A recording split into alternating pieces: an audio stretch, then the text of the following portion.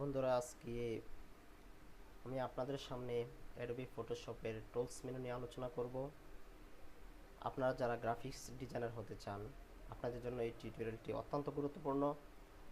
এই টিউটোরিয়ালের মাধ্যমে আপনি গ্রাফিক্স ডিজাইনের ফটোশপ সফটওয়্যারটির খুঁটিনাটি জানতে পারবেন। আপনি যে কোনো কাজ করতে গেলে আপনার টুলস মেনুটা অবশ্যই গুরুত্বপূর্ণ। টুলস সম্পর্কে যদি আপনার ধারণা না থাকে, তাহলে আপনি সঠিকভাবে গ্রাফিক্স ডিজাইন করতে পারবেন না। এজন্য আজকে গ্রাফিক্স ডিজাইনের টুল মেনুটি নিয়ে আমি আলোচনা করব। এটি অত্যন্ত গুরুত্ব সহকারে আপনারা দেখবেন এবং শুনবেন। তো বন্ধুরা, চলুন আমরা কথা না বাড়িয়ে আমাদের কাজে চলে যাই। এখানে দেখেন আমাদের মনিটরের মধ্যে অ্যাডোবি ফটোশপ 7.0 রয়েছে। এটা আমরা প্রথমে ওপেন করব।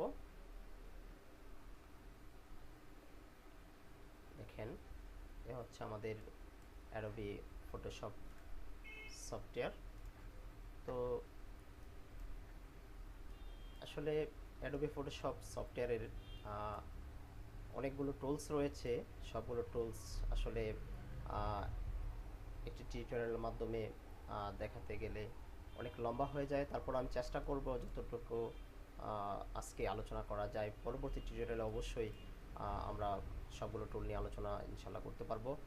তো দেখেন, এখানে এটা হচ্ছে টুল মেনু, টুল বার যেটাকে আমরা বলি টুল বার। টুল বারের মধ্যে দেখেন এখানে টুলস রয়েছে। সবগুলো টুলস এক একটার এক এক রকম কাজ রয়েছে। আমরা এটা হচ্ছে আমাদের টুল মেনু। তো পাশে দেখেন রয়েছে লেয়ার বার। এখানে আপনি যে কোনো কাজ করবেন, আপনার এখানে লেয়ার হবে। কোনো একটি কাজ সমাপ্ত করার পরে অন্য আরেকটি কাজ করার জন্য অবশ্যই আপনাকে নতুন একটি লেয়ার নিতে হবে। লেয়ার নিয়ে আপনাকে কাজ করতে হবে, নতুবা আপনি কাজটা সুন্দরভাবে করতে পারবেন না। তো এটা হচ্ছে লেয়ার মেনু। এখান থেকে আমরা লেয়ার নিব। লেয়ার মেনুতে দেখেন এখানে একটা অপশন রয়েছে, ডিলেট অপশন। এটা হাইড করা রয়েছে। এখানে রয়েছে একটা নিউ লেয়ার সিলেকশনের জন্য আপনি নতুন লেয়ার নিতে পারবেন, নতুন লেয়ার নিয়ে কাজ করতে পারবেন। এখান থেকে কালার চেঞ্জ করতে পারবেন, স্ট্রোক দিতে পারবেন, আরও আদার্স অনেক কিছু রয়েছে, সেগুলো আপনারা আস্তে আস্তে জানতে পারবেন। তো বন্ধুরা, আমরা এটা জানতে হলে আমাদেরকে প্রথমত একটি কাজের মাধ্যমে লেয়ারগুলো পরিচয় করিয়ে দিলে সবচেয়ে সুন্দর হয়। তো আমি প্রথমত একটা নিউ ফাইল নিব। এখান থেকে আপনি দেখেন নিউতে সিলেক্ট করার পরে এখানে একটা ফাইল আসছে। এখানে আপনি ইচ্ছে করলে যে কোনো একটা নাম দিয়ে নিতে পারেন, সমস্যা নেই।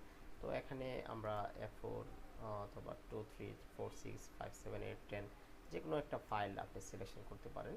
তো আমরা ইচ্ছে করলে কাস্টমসও দিতে পারি। আমরা এখান থেকে এখানে দেখেন ইনসি দেওয়া আছে, ওই সব আমরা ইনসিও দিতে পারি। যদি আমরা মনে করি যে না, এখানে পেপার সাইজগুলো যেগুলো রয়েছে সেই পেপার সাইজ দিয়ে আমরা কাজ করব, তো এখান থেকে আমরা F4টা সিলেকশন করতে পারি।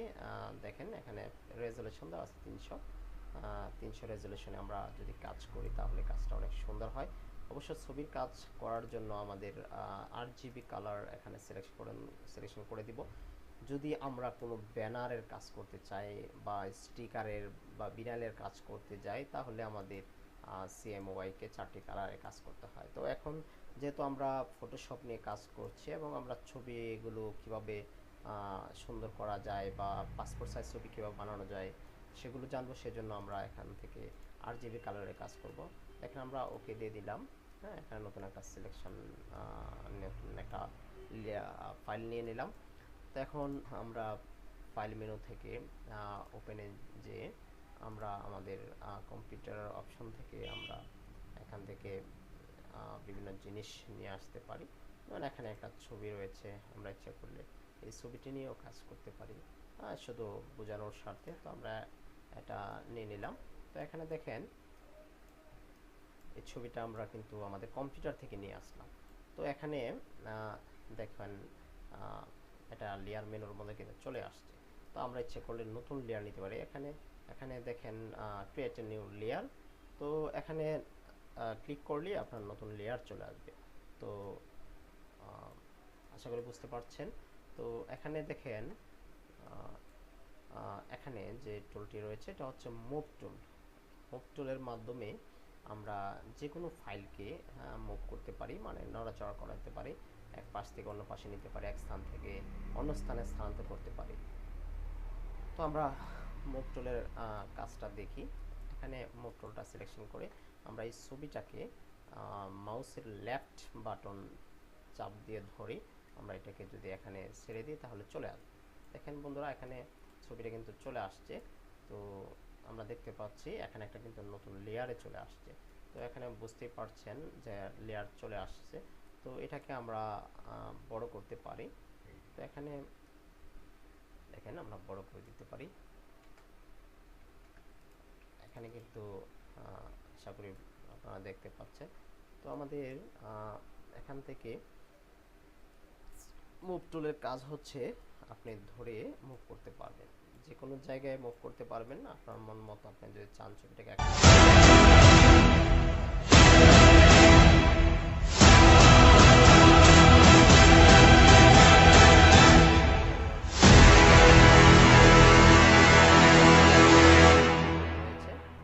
ফরগ্রাউন্ড এবং ব্যাকগ্রাউন্ড টুলস। তো আমি যদি ব্যাকগ্রাউন্ডটাকে কালার করতে চাই সেক্ষেত্রে আমরা এখানে এই যে টুলটা রয়েছে এটা হচ্ছে ম্যাজিক টুল। এই ম্যাজিক টুলের মাধ্যমে এখানে সিলেকশন করব। সিলেকশন করার পরে এখানে একটা দেখেন টুল রয়েছে, এটাকে বলা হয় পেইন্ট বাকেট টুল। অর্থাৎ এই টুলের মাধ্যমে আপনি এখানে কালার করতে পারেন। দেখেন আমি এখানে ক্লিক করার সাথে সাথে কালার হয়ে গেছে। তো আমরা এখানে এই যে যে সিলেকশন দেখাচ্ছে এটাকে আমরা সিলেকশনটাকে উঠিয়ে দিব। এটাকে কন্ট্রোল ডি চাপলে আমরা ডি সিলেকশন করতে পারি। এখন দেখেন এই যে ছবিটা রয়েছে এখানে দেখেন এটাতে ক্লিক করলে মানে লেয়ার 1 চলে আসলো। এটাতে ক্লিক করলে কিন্তু এটা হচ্ছে বর্ডার ব্যাকগ্রাউন্ড কালার। তো আমরা লেয়ার 1 এ কাজ করছি, তো লেয়ার 1টা সিলেকশন করে আমরা এখানে কাজ করব। এটাকে আপনি ইচ্ছে করলে আর বড় করতে পারেন। দেখেন আমি যেটা করছি কন্ট্রোল টি চেপে ধরলে এটাকে ক্যারেক্টার টুলের কাজ, যেটা আমরা আস্তে আস্তে সেগুলো জানাবো আপনাদেরকে। তো ক্যারেক্টার টুলের মাধ্যমে আমরা কিন্তু ছবিটাকে বড় ছোট করতে পারি। আপনি ইচ্ছে করলে বড় করতে পারেন, ইচ্ছে করলে ছোট করতে পারেন। এটা আপনার ব্যক্তিগত ব্যাপার, আপনি যতটুকু মনে চাই ততটুকু আপনি করতে পারেন। তো বন্ধুরা এখন যেটা করব আমরা পাশে দেখেন টুল রয়েছে, এটাকে বলা হয় ইলেকট্রিক্যাল মার্কার টুল। এখানে চাপ দিয়ে ধরলে এখানে দেখেন রেক্টেঙ্গুলার মার্কার টুল, ইলেকট্রিক্যাল মার্কার টুল, সিঙ্গল রো মার্কার টুল এবং সিঙ্গেল কলাম মার্কার টুল, 4টি টুল রয়েছে। 4টি টুল দিয়ে আমরা কাজ করতে পারি। তো এখানে চাপ দিয়ে দেবে আমাদের রেক্টেঙ্গেল টুলের কাজটা কি। রেক্টেঙ্গেল টুলটাকে আমরা দেখি। দেখেন এখানে যে ছবিটা রয়েছে এটাকে আমরা রেক্টেঙ্গেল টুলের মাধ্যমে আমরা ইচ্ছে করলে এটাকে দেখেন এভাবে রেক্টেঙ্গেল টুলের মাধ্যমে আমরা কাজটা করতে পারি। এরকম সিলেকশন করার পরে এখন আমরা মুভ টুলের সাহায্যে দেখেন মুভ টুলের সাহায্যে আমরা এটাকে ধরে এখানে নিয়ে আসতে পারবো। দেখেন এখানে চলে আসছে। তো এটা হচ্ছে রেক্টেঙ্গেল টুলের কাজ। তো আমরা এটা দেখেন লেয়ার 2 হয়েছে, এটা লেয়ার 1 ছিল, এখন কিন্তু লেয়ার 2 হয়েছে। তো আমরা এটাকে কেটে দিই। আমরা এখানে ডিলেট রয়েছে, আমরা কেটে দিলাম। এখন দেখেন এখানে যে দ্বিতীয় যে টুলটি ইলেকট্রিক্যাল মার্কার টুল, এটা সিলেকশন করার পরে আপনি এখানে এখানে চাপদা ধরে আপনি এখান থেকে কিন্তু আপনি কাটতে পারেন। এখন মুভ টুলের সাহায্যে আপনি এটাকে এখানে নিয়ে আসতে পারেন, এটা কিন্তু সম্ভব।